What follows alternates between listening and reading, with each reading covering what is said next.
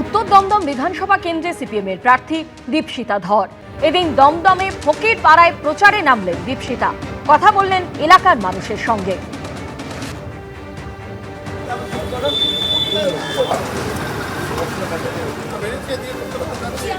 কেউ পরিবর্তন চাইছেন, কেউ বলছেন যে ভোট দিয়ে ভালোর জন্য ভোট আমরা দিই, কিন্তু হয় না। সেটা তো মানুষের মনের মধ্যে এক ধরনের হতাশা তৈরি হয়েছে। বহু মানুষ যারা এই যে পরিবেশ, যে দমবন্ধ পরিবেশ, রাজ্যে তৃণমূল, কেন্দ্রে বিজেপি, তার পরিবর্তন চান। কিন্তু এটাও ঠিক, ইলেকটোরালি বহুদিন ধরে সেই সাফল্যটা আসেনি, ফলে মানুষের মনে ফ্রাস্ট্রেশন আছে।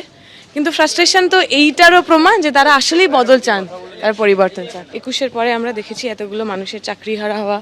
21-এর পরে আমরা দেখেছি তিলোত্তমার মতো ঘটনা, যাতে হাজার হাজার মানুষ স্বপ্রণোদিতভাবে রাস্তায় নেমেছে। তিলোত্তমার বাড়ি তো এখান থেকে খুব দূরে নয়। আমার মনে হয় যে মানুষগুলো তারা সরকারের রক্তচক্ষু উপেক্ষা করে, শাসক দলের রক্তচক্ষু উপেক্ষা করে রাস্তায় নামলেন, তারা পরিবর্তন চান, তারা একটা বদল চান। এমন বহু মানুষ যারা তৃণমূলের সমর্থক পর্যন্ত ছিলেন, তারাও সেই সময় রাস্তায় নেমেছিলেন। আমি মনে করি তিলোত্তমার কথা ভেবেও এই অঞ্চলের বহু মানুষ এবার আরও খুব স্ট্রংলি, এবার খুব কঠিনভাবে তারা তৃণমূল বিজেপির বিরুদ্ধে ভোট করবে।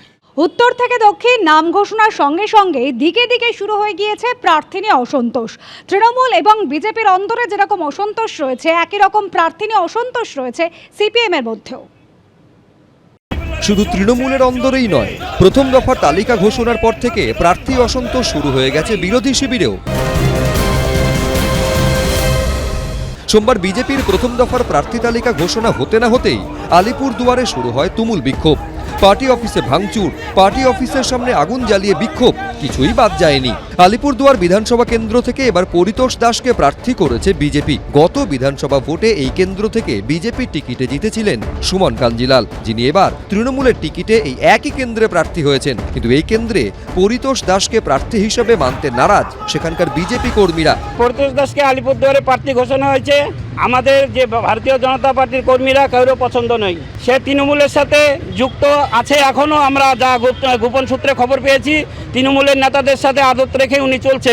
এটা আমাদের পরিবারের ব্যাপার, পরিবারের মধ্যে বসলে যে কোনো সমস্যার সমাধান হয়ে যাবে। কিন্তু পরিস্থিতির সমাধান হওয়া তো দূর, বুধবার সন্ধেবেলা বিজেপি প্রার্থী পরিতোষ দাস দুর্গাবাড়িতে পুজো দিতে গেলে সেখানেও বিক্ষোভ দেখান বিজেপি কর্মীরা। ওঠে গো ব্যাক স্লোগান। এমনকি মন্ত্রী অরূপ বিশ্বাসের সঙ্গে বিজেপি প্রার্থী পরিতোষ দাসের ছবি নিয়ে বিক্ষোভ শুরু করেন বিজেপি কর্মীরা।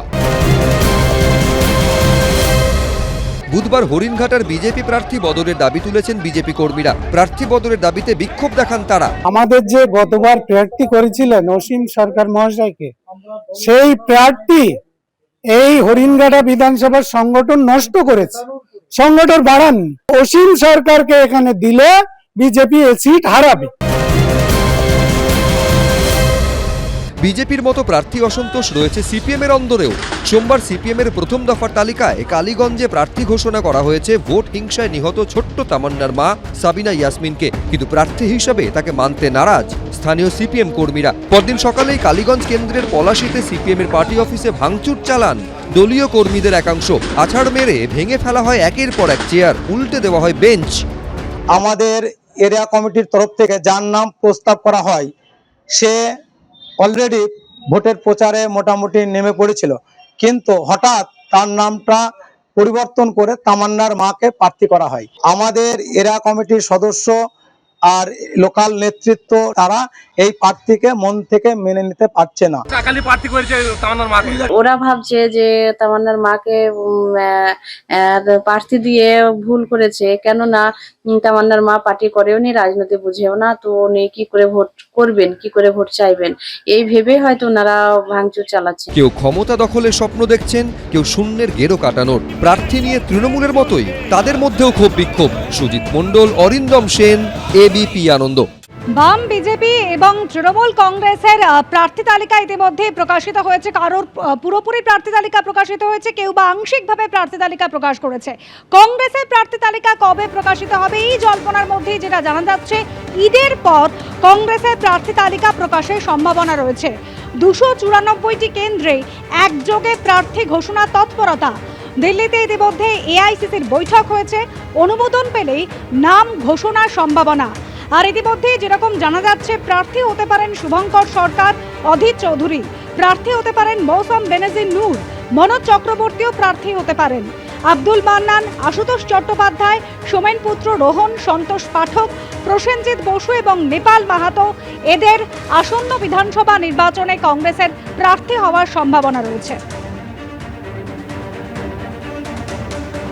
ঈদের পর কংগ্রেসের প্রার্থী তালিকা প্রকাশের সম্ভাবনা। 294টি কেন্দ্রেই একযোগে প্রার্থী ঘোষণার তৎপরতা রয়েছে।